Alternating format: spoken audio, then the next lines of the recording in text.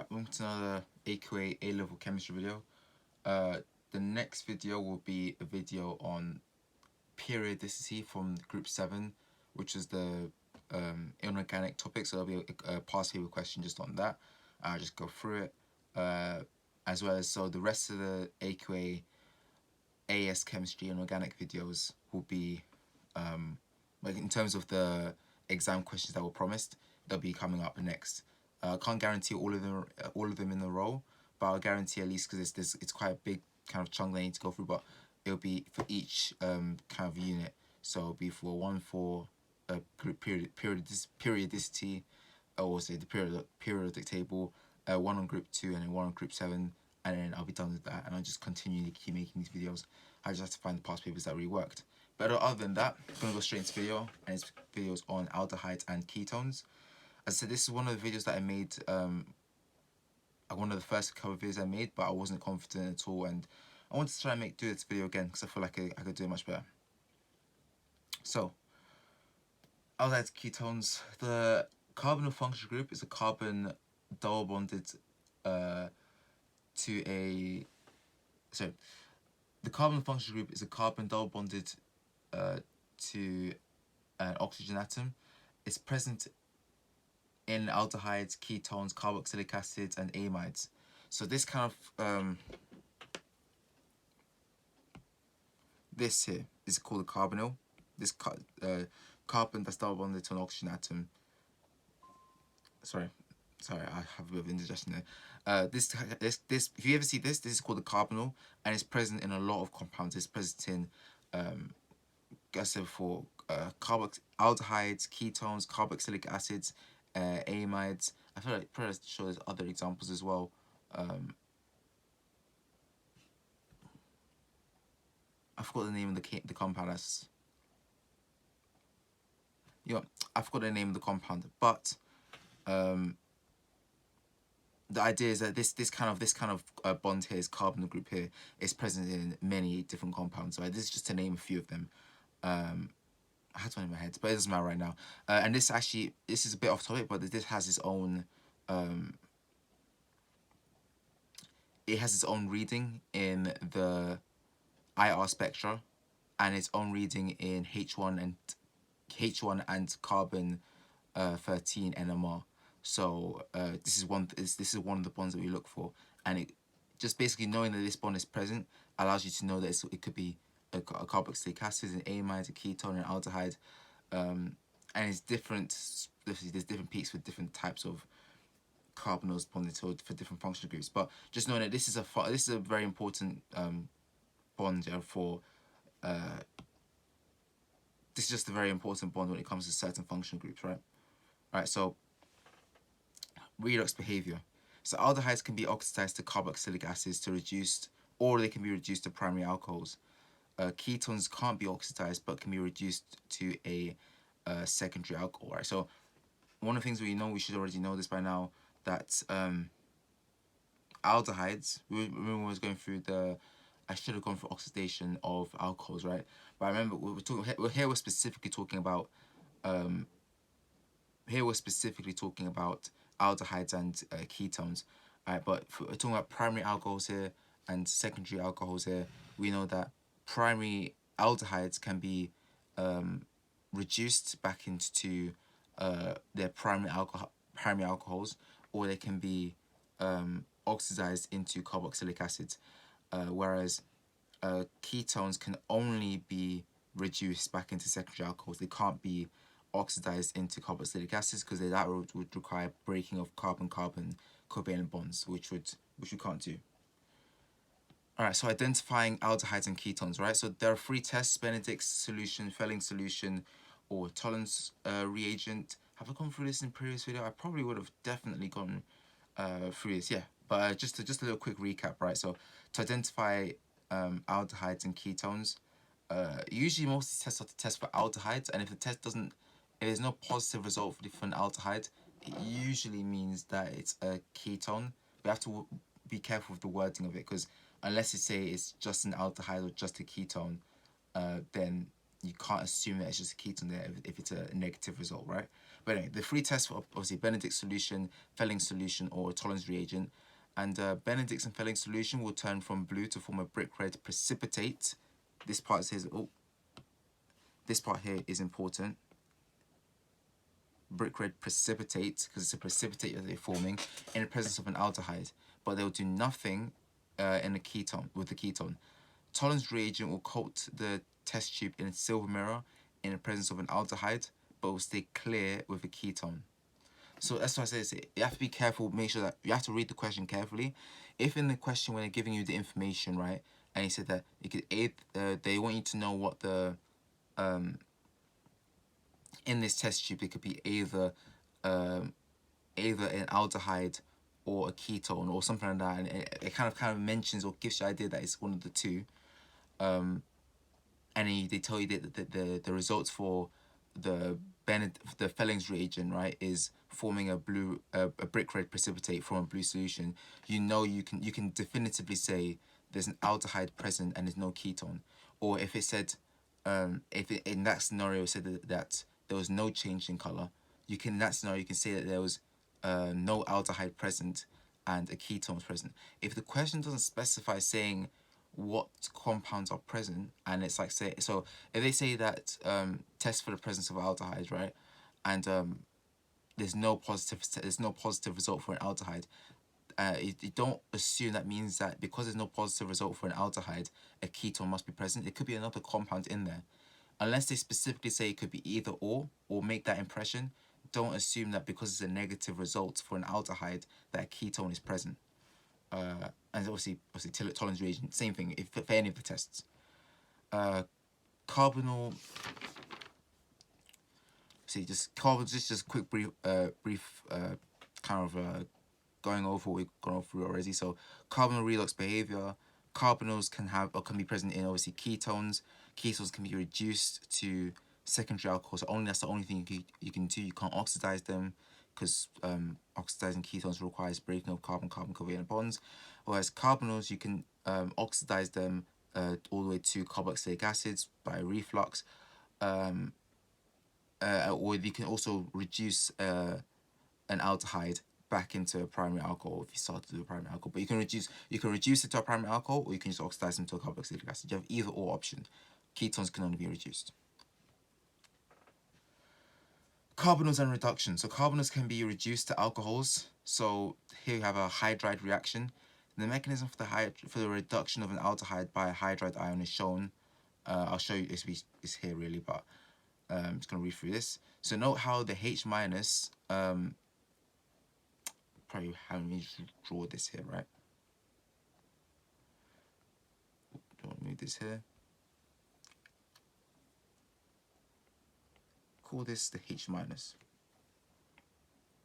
Alright, so note how the H minus is acting as a nucleophile as it attacks the carbonyl. This mechanism is called a nucleophilic addition reaction.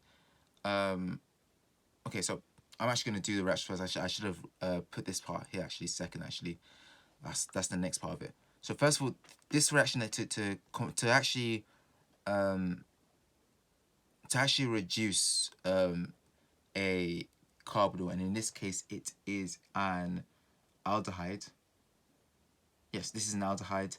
To reduce it to create a primary alcohol, you need to do a reaction that's called a nucleophilic addition reaction, and I'll show you what it is. Right. So first of all, we get hydride ions are very rare to get, and the source of a hydride ion comes from something we call sodium borohydride. And this is a mechanism you need to know for your exam. You need to know this mechanism, right? So first of all, you have to form your lone pair of electrons from the hydride ion. This is the only source. It's very rare to get H minus ions actually. So, but usually it's H plus, right? But the first mark is showing a. This should be like a 4 or 5 mark, usually a 4 mark question for a simple nucleophilic addition reaction, right? You're going from the lone pair of electrons to the carbon. That's the first. Just doing that, that's 1 mark. The second mark would be going from double bond, because the only thing we can do here, we can't break that bond. This is a very non-polar bond. Non-polar. So this is the most polar bond we can do. So we can, because we can't have 5 bonds, right? We have to have 4. So this double bond here breaks, and the electron goes closer to this oxygen here. When that does that, you're in this scenario here.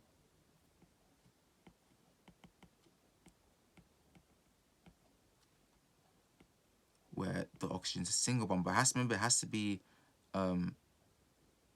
if there's a negative charge here, the lone pairs are here now, and they're going to return. No, sorry, that's not going to happen there. My bad. So what happens is, I haven't done this in a long time. Forgive me.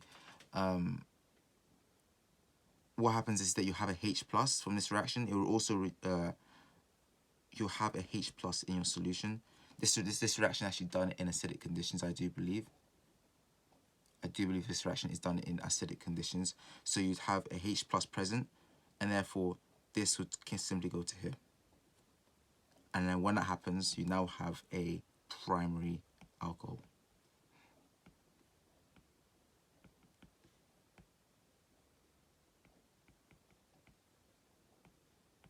Hopefully that made sense.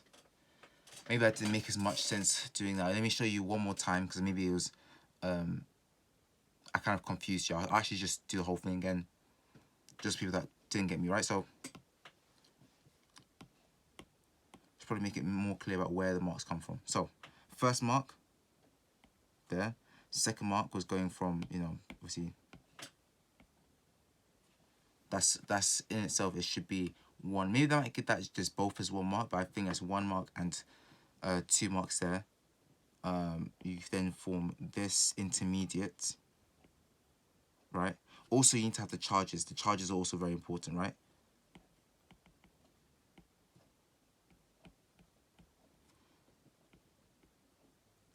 And now there'll be a H plus in the solution. I believe it's an acidic solution. So then the double bond that's your arrow's always going from your lone pair of electrons to your electrophile. And make sure it's a curly arrow. And then that shows that's the attraction there. And when that happens, this is a reversible reaction, my bad. I should always show this as a reversible reaction. Ooh.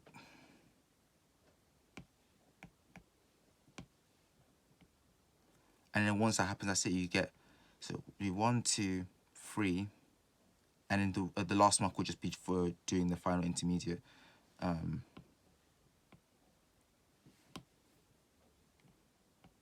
CH3, H, OH. There we go. So important point. So the mechanism for this reduction of an aldehyde by a hydride ion is shown as below. Below, know how the H- is acting as a nucleophile as it attacks the carbonyl, and the mechanism is called nucleophilic addition reaction. Now, a teacher always told me this a very long time ago. It's a very simple thing, but like a lot of people get confused between what's a nucleophilic addition reaction. How can I remember what a nucleophilic addition elimination? How am I gonna know what an elimination reaction is or a substitution reaction? And it looks like it's a very difficult thing to remember, right? But my teacher, shout out Dr. Bakari when he told me this.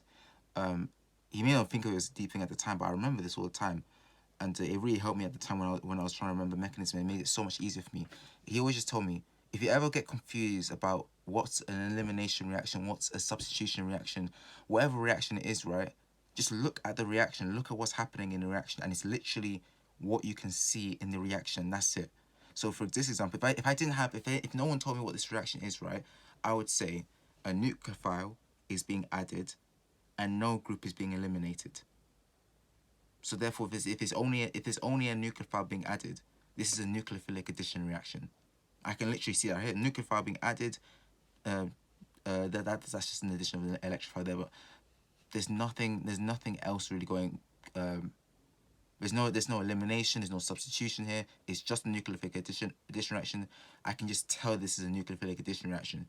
But yeah, so sometimes that is one thing they also like to ask you in the exam, right? One of the marks they'll ask you is like, draw that reaction. They'll say name and outline the reaction. So naming this reaction, nucleophilic addition reaction, and an outlining reaction is obviously doing the steps. If you struggle to name the reaction, do the reaction first. My teacher always said this to me first at the time, and now it just made things much easier. If you don't know what the name of the reaction is, but you can tell what it is, just do the reaction, and then once you've done the reaction, you can say, oh, I can see it's a nucleophile just being added. That's it. Oh, this reaction is nucleophilic addition. And that's your and then you can write that down. But yeah, that's it really. So important points. So you can't have a free hydride ion. As I said, this hydride ion is very rare, and it's rare for a reason, right? It's too reactive, and the reactive ion is actually the BH bond, but you can't draw it as an H minus ion in the mechanism. So sodium borohydride only reduce carbonyls once, because the alcohol is less reactive. So the reasons for that are quite complex, and you don't really need to know about why. But just know that this is quite a reactive group. But there is another nucleophilic addition reaction that you should be aware of, right? And it's the nucleophilic addition of cyanides. So nucleophilic addition of KCN, right?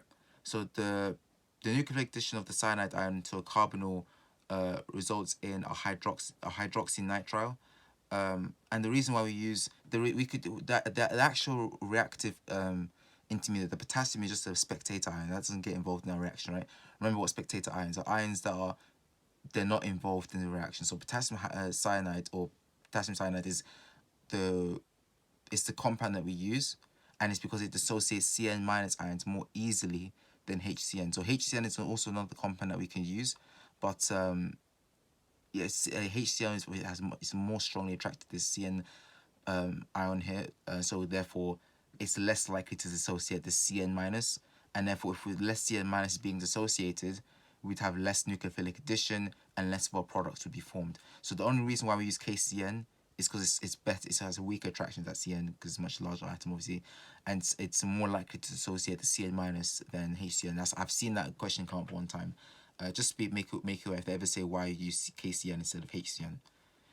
And you also might see a name such as cyanohydrin of the product. It's just an old name, but yeah.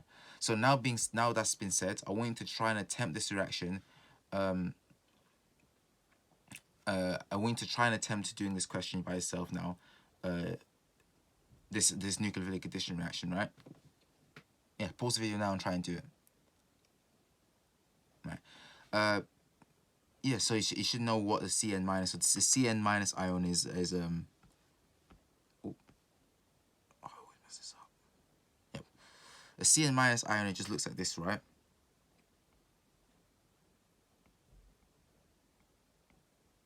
Should have just done it like that. That's kind of weird. There you go. Obviously, the carbon is one that has the negative charge here, but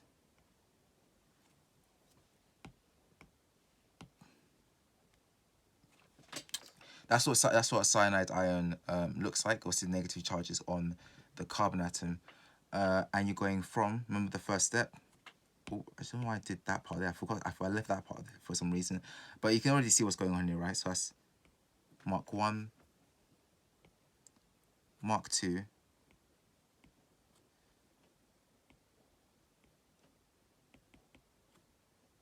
can just draw this down here. Actually makes life a little bit more easier for me.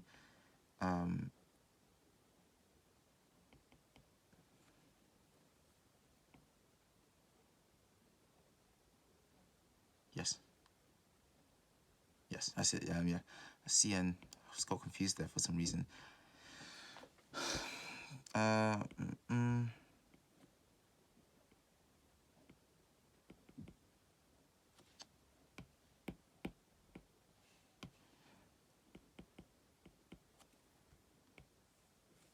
always forgot this is a reversible reaction, so I should always represent this as a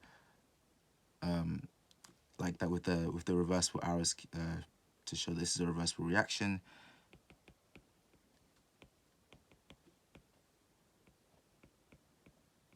I mean, to be honest, you don't even really need to show the triple bond. You can just represent it as I guess I should have shown the triple bond already, but you can literally just represent it like this. But just for safety, I guess, just for safety, show the triple bond, because that's what the bond is. But it's kind of like how we have OH, right? OH, technically OH is like this, right? But we already know what cyanide ion is. I've never really been got in trouble for this. Maybe I should have got in trouble for writing it like this, but that should be fine. And obviously you have your OH here. And yeah, that's it. That's your nucleophilic addition reaction. Let me just keep this. So then the important things to know about this reaction here, right, is that you need to add acid at the end to put a proton on the oxygen anion, as I said before. That should be. So this applies to all nucleophilic addition reactions, really. In order for this oxygen anion here, it needs to have an extra proton. So so you need an acid to do this. If the reactant is asymmetric, you'll get a carbon with 4 different groups. So this is symmetrical. This atom here is symmetrical, so you're gonna get you're not gonna get a chiral center. But if it was asymmetrical, right, you would get a chiral center, right? I'll show you. I'll go through that here. But this means that the nucleophilic addition of a cyanide ion to a carbonyl can give you. I shouldn't say will give you. Can give you an enantiomers.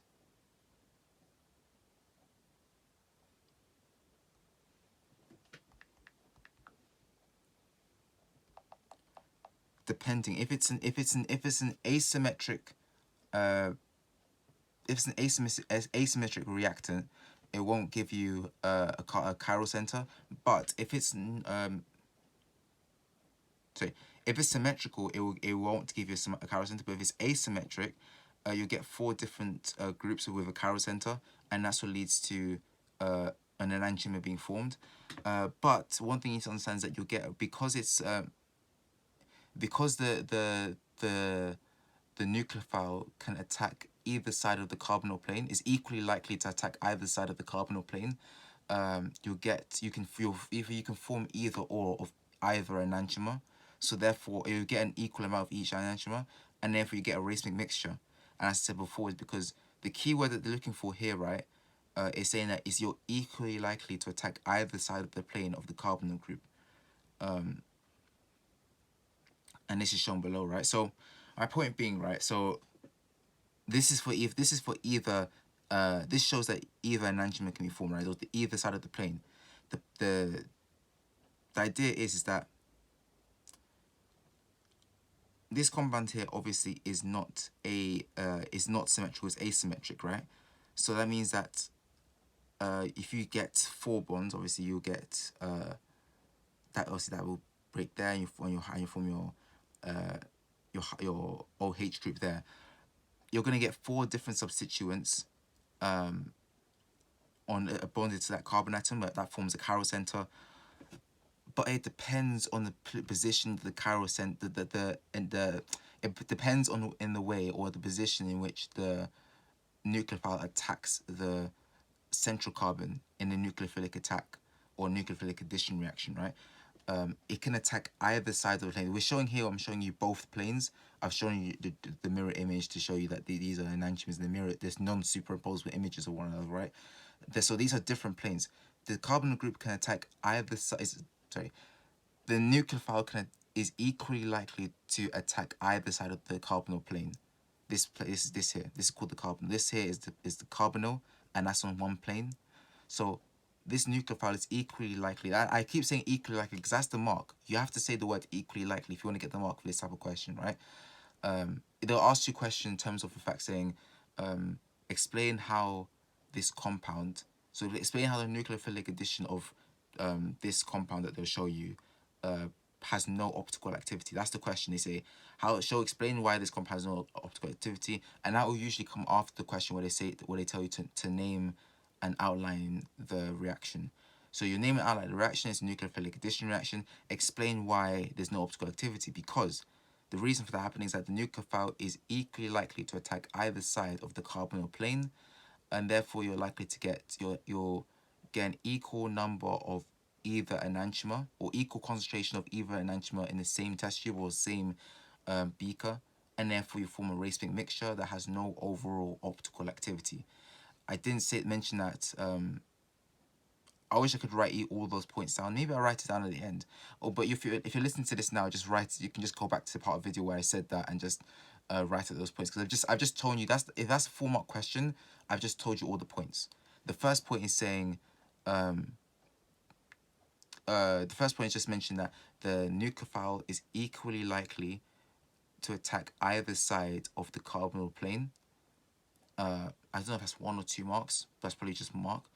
The second mark is saying that because of that, you're likely to form an equal concentration or equal amount of either enantiomer, and therefore you'll form a racemic mixture. And the third mark was saying that therefore you form a racemic mixture which has no overall optical activity, because and that's because you have either enantiomer in the same test tube or same beaker. Yeah. If they ask how do you prove that, we say we already know. I did that in the last video. Check out the last video. I talked about an optical activity and how to prove that using plain polarized light. All right, so stereochemistry. All right, so I've shown you above the stereochemical outcomes of the addition reactions. Hazard. So we've been throwing cyanide around a lot in this module, and KCN is an irritant. If they have asked any safety precautions for this, the reason I ask this a lot, right, is because there's a lot of questions that they come up and they're really easy done, because they can only really ask you 1 or 2 things, and or generally 3 things. They can change the compound as much as they want, but ideally the thing that actually happens is always the same. They'll ask you to name and outline the reaction. They'll ask you why there's no optical activity, or they could ask you safety precautions regarding the reaction. And then when you get into year 2, you might know that there's different types of ways of forming, of doing a reaction, and which way is more cost effective, but like doing regarding substitutions, nucleophilic addition reactions. But that's in year 2. Don't have to worry about that. The main thing you need to know is that what the being able to name and outline the reaction, being able to say why there's no optical activity, and being able to understand the different safety precautions and hazards that are regarded with doing that type of reaction, right? And hazards you need to know is that KCN is an irritant, and it's not something that you want to touch. It's much more dangerous if you get it wet, because you produce HCN. Some people can smell HCN. It's completely odorless to some, so it's one of those things where it's for some people have possessed the gene to actually be able to smell HCN. Some people don't have the gene, so don't actually smell it. And people that say they smell it, they say it smells like almonds. HCN is very dangerous. It's a respiratory inhibitor. You don't need to know this, but if anyone studies biology here, the reason why it's a HCN, a respiratory inhibitor, is because it blocks a protein called cytochrome C oxidase, and that's pretty much where it's where oxygen becomes the final electron acceptor. If anyone that studies biology knows that it's where oxygen becomes the final electron acceptor, and obviously it gets reduced, and that blocks that, and it blocks that. And if that's not there, obviously electrochemical potential, you can't maintain an electrochemical potential, and therefore no ATP can be reduced. But anyway, I don't need to go through the whole of biology. I'll probably do biology videos after this, right? But all you need to know is that's just a bit of a side note, right? But HCN is a respiratory. I always say that, right? HCN, respiratory inhibitor. That's way too big. That's what she said. HCN is respiratory inhibitor. Irritant. That's like the main ones. So respiratory inhibitor, irritant, so on. So to keep safe, you should carry out this reaction because you can form HCN, this gas, right? To keep safe, you should carry out this reaction in a fume cupboard, and you should wear gloves and safety glasses to do this reaction, because if you don't want to inhale it. That's it. Hopefully the video is helpful. I'm gonna stop talking now.